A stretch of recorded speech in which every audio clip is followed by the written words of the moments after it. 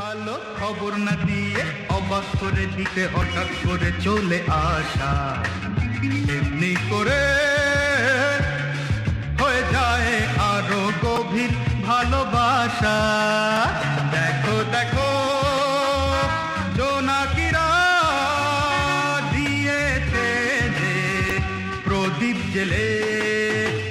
পথ চেয়ে বসেছিলাম আমি যে আজ সকালে, পথ চেয়ে বসেছিলাম আমি যে আজ সকালে, রাস্তা ভুলে